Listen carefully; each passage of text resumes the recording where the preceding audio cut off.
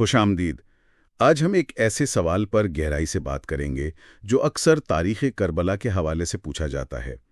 کیا واقعی کربلا میں جنات نے امام حسین علیہ السلام کی مدد کی تھی؟ اور خاص طور پر یہ جو زعفر جن کا قصہ ہے، اس کی کیا حقیقت ہے؟ جی بالکل، اور آج ہم اسی پر بات کریں گے، مستند تاریخی حوالوں اور جو بڑے علماء ہیں ان کی آراء کی روشنی میں۔ مقصد یہ ہے کہ کربلا کی جو اصل روح ہے اور جو باتیں بعد میں شامل ہو گئیں ان میں فرق واضح ہو۔ ٹھیک، یعنی ہم معلومات سامنے رکھیں گے تاکہ سننے والے خود سمجھ سکیں۔ جی، اور دیکھیں ایک اہم بات شروع میں ہی سمجھ لیں، مستند روایات میں جنات کی طرف سے مدد کی پیشکش کا ذکر تو ملتا ہے۔ اچھا، پیشکش ہوئی تھی؟ جی ہاں، لیکن امام حسین نے اسے قبول نہیں کیا، جبکہ یہ جو زعفر جن کی مدد والی کہانی ہے یہ بہت بعد میں آئی، بغیر کسی ٹھوس حوالے کے، خاص طور پر ملا کاشفی کی کتاب سے۔ یہ تو بڑا اہم فرق ہے۔ تو چلیں پہلے یہ دیکھتے ہیں کہ شروع کی جو معتبر کتابیں ہیں وہ کیا کہتی ہیں۔ کیا ان میں جنات کی پیشکش کا ذکر ہے؟ ہاں جی، بالکل ہے۔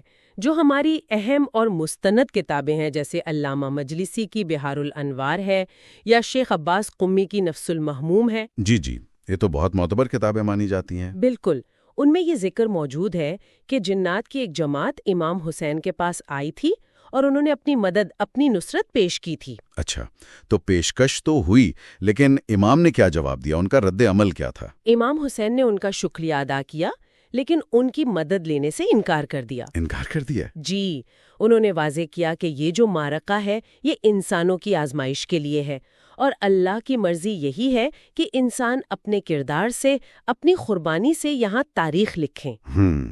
یعنی اس سے یہ بات صاف ہو جاتی ہے کہ میدان کربلا میں کوئی جنات کی یا کوئی مافوق الفطرت قسم کی مداخلت نہیں ہوئی۔ بالکل، یہی نقطہ ہے، کوئی ایسی مدد قبول نہیں کی گئی۔ یہ بات تو واضح ہو گئی، لیکن پھر ذہن میں فوراً یہ سوال آتا ہے کہ یہ جو زعفر جن کی کہانی اتنی مشہور ہے، اکثر سنی سنائی جاتی ہے، یہ کہاں سے شروع ہوئی پھر؟ جی، یہی وہ جگہ ہے جہاں تاریخ اور آپ کہہ لیں قصے کہانی میں فرق کرنا بہت ضروری ہو جاتا ہے۔ زعفر جن والی جو کہانی ہے اس کا سب سے پہلا واضح ذکر ہمیں ملا حسین وائز کاشفی کی کتاب روضۃ الشہداء میں ملتا ہے۔ روضۃ الشہداء، یہ کتاب کب کی ہے؟ یہ کتاب واقعہ کربلا کے تقریباً 900 سال بعد لکھی گئی۔ 900 سال؟ یہ تو بہت ہی لمبا عرصہ ہے۔ جی ہاں، اور کاشفی نے اس کتاب میں زعفر نامی ایک جن کا ذکر کیا ہے جو کہانی کے مطابق امام حسین علیہ السلام کی شہادت کے بعد آتا ہے، اپنی جنوں کی فوج لاتا ہے، یزیدیوں سے لڑتا ہے، ماتم کرتا ہے، اس طرح کی تفصیلات ہیں۔ اچھا، تو جب یہ کہانی سامنے آئی 900 سال بعد، تو جو علماء کرام تھے، محققین تھے، انہوں نے اسے کیسے دیکھا؟ کیا اسے مان لیا گیا؟ نہیں، بالکل نہیں، بلکہ اس پر بہت سنجیدہ علمی سوالات اٹھائے گئے۔ سب سے پہلی اور بنیادی بات، اس قصے کی کوئی مستند سند نہیں ہے۔ سند سے کیا مراد ہے؟ سند کا مطلب ہے کہ اس بات کو نقل کرنے والوں کا ایک قابل اعتبار سلسلہ جو شروع کے راویوں تک یا اماموں یا صحابہ تک پہنچتا ہو۔ اس کہانی کے پیچھے ایسا کوئی سلسلہ نہیں ملتا۔ دوسرا بڑا اعتراض یہ ہے کہ جو شروع کی صدیاں ہیں، اسلام کی پہلی چند صدیاں، ان کے جو بڑے مورخین ہیں، محدثین ہیں، جیسے شیخ مفید، شیخ صدوق یا طبری وغیرہ، جی بالکل، جنہوں نے کربلا پر تفصیل سے لکھا ہے، ان کی کتابوں میں اس زعفر جن والی کہانی کا کوئی نام و نشان تک نہیں ملتا۔ یہ تو بہت اہم نقطہ ہے۔ اگر شروع کے اتنے بڑے مورخین نے ذکر نہیں کیا تو بالکل، ان کی خاموشی بہت معنی خیز ہے۔ اور خود ملا واز کاشفی جنہوں نے یہ روضۃ الشہداء لکھی، ان کی اپنی علمی حیثیت کیا سمجھی جاتی ہے؟ کیا وہ مستند مورخ تھے؟ نہیں، دیکھیں، ملا حسین واز کاشفی کو بنیادی طور پر ایک عوامی وائز، ایک قصہ گو کے طور پر جانا جاتا ہے۔ وہ کوئی مستند محدث یا تاریخ دان کے طور پر مشہور نہیں ہے۔ ان کی کتاب روضۃ الشہداء کا انداز بھی علمی تحقیق والا نہیں، بلکہ زیادہ تر عوامی جذبات کو ابھارنے والا ہے۔ مقصد لوگوں کو رلانا، ان میں سوز پیدا کرنا تھا۔ اچھا، تو اس کا مطلب یہ ہوا کہ جو مستند علماء ہیں، جو تحقیق پر زور دیتے ہیں، انہوں نے اس کہانی کو قبول نہیں کیا۔ جی بالکل ایسا ہی ہے۔ ماضی سے لے کر آج تک شیعہ اور سنی دونوں مکاتب فکر کے بہت سے جید علماء، مثلا آیت اللہ سستانی ہیں، شہید مطہری ہیں، علامہ محسن الامین ہیں، محدث نوری ہیں۔ یہ تو بہت بڑے نام ہیں۔ جی ہاں، ان سب نے اور ان جیسے دیگر کئی علماء نے روضۃ الشہداء میں موجود اس قسم کی کہانیوں کو، جن میں ظافر جن والی کہانی بھی شامل ہے، غیر مستند قرار دیا ہے۔ انہوں نے کہا کہ یہ من گھڑت ہیں، ان کی کوئی اصل نہیں، اور بعض نے تو یہاں تک کہا کہ یہ دین میں تحریف یعنی رد و بدل کے زمرے میں آ سکتی ہیں۔ تحریف یعنی دین کو بدل دینا؟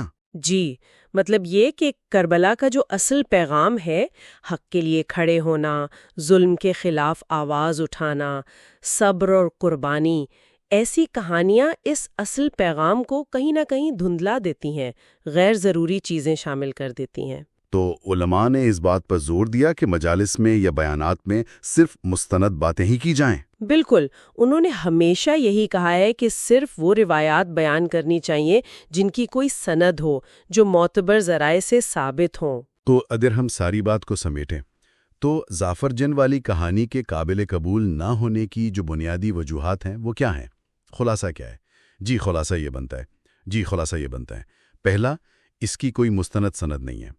خلاصہ یہ بنتا ہے دوسرا، شروع کی اہم تاریخی کتابوں میں اس کا کوئی ذکر نہیں ہے۔ خلاصہ یہ بنتا ہے تیسرا، جس کتاب میں یہ پہلی بار آئی، روضۃ الشہداء، اس کے مصنف ایک قصہ گو تھے، مستند مورخ نہیں۔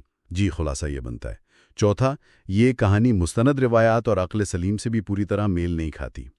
خلاصہ یہ بنتا ہے اور پانچواں، اس سے کربلا کے اصل پیغام میں غیر ضروری چیزوں کے شامل ہونے اور بگاڑ کا اندیشہ ہے۔ تو ساری تحقیق اور علماء کی آراء کو سامنے رکھتے ہوئے ہم یہ کہہ سکتے ہیں کہ جنات کی طرف سے مدد کی پیشکش کا ذکر تو مستند کتابوں میں ملتا ہے، جسے امام نے قبول نہیں کیا۔ جی ہاں، لیکن یہ جو ظافر جن کے آنے، لڑنے اور ماتم کرنے والی کہانی ہے، اس کی کوئی معتبر تاریخی یا شرعی بنیاد ہمیں نہیں ملتی۔ جی بالکل، یہی نتیجہ نکلتا ہے، یہی تحقیق کا حاصل ہے۔